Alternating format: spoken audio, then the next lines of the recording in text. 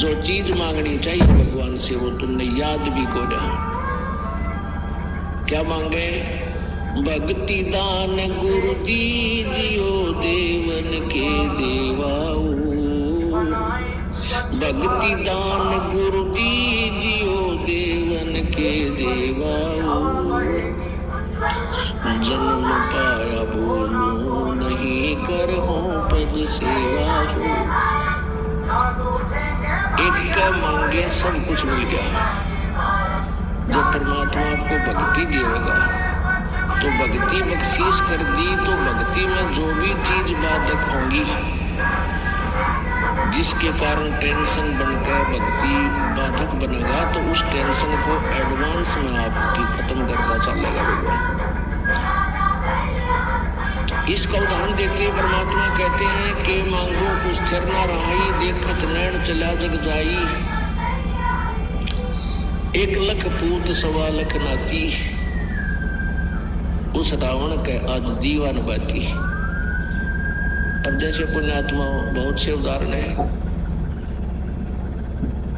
आप याद को नहीं रखते क्योंकि हमारी बुद्धि पर इतना दबाव प्रेशर है इस काल का कि हम थोड़ी सी देर सुनते हैं सत्संग तो याद एकदम आता है पुण्यात्माओं का, जिनके पाप बहुत अक्षीण हो चुके हैं, उनके तो हृदय में ठेस लगती है, बहुत कशक बनती है कि सचमुच या तो बात बिगड़ी पड़ी है।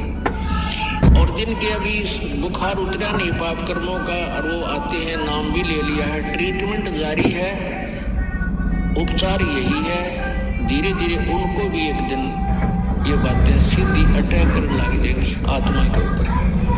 आप जो सुनते हैं नए नए भक्त आते हैं जिनके पाप अभी इतने अक्षीण हुए नहीं हैं, कम नहीं हुए हैं, तो वो सुनते भी इन बातों को, लेकिन वह जगह ठिकाने पर जाकर चोट लाग नहीं रही उनके, उनको इन बातों का विशेष असर नहीं हो रहा, लेकिन होगा, ये सुनने से ही होगा इन बातों का, क्योंकि ये परमात्मा की वाणी है, अंदर पाप नाश करने का भी काम ये साथ में करती है।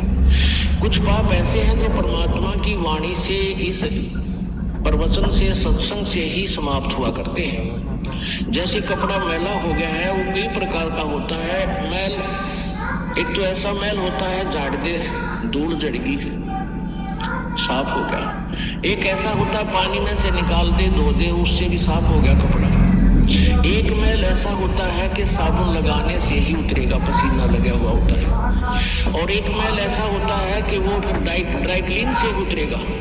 तो ये सभी तरह के तरीके हम अपनाने पड़ेंगे जिसका जैसा वस्त्र मैला है, तो इस सब प्रकार के प्रोसीजर में तो आपको निकालना पड़ेगा। तो सब प्रकार का मैल आपका छुटवाना है। जब ये सब छूट जाएगा तो आपको परमात्मा की एक बात रोज घटित दिया करेगी। आपको नित्यनेम करने को दिया है, उसके अंदर वो मार्मिक शब्द हैं, अगर ध्यान से सुन लो तो रोज पोचा सा लग जाए आपके ऊपर। लेकिन हमने एक रूटीन बना लिया, यू करना ही है, उसकी रेल बना दे फटाफट करके यूं तो काम हुआ। चलो उसका भी लाभ अवश्य मिलेगा, लेकिन उसमें क्या लिखा है उसका रह कर असर हो आत्मा पे, ताकि जागृति बनी रहे, बुराइयों से बच के रहे, भक्ति में श्रद्धा बढ़े। इसलिए वो नित्य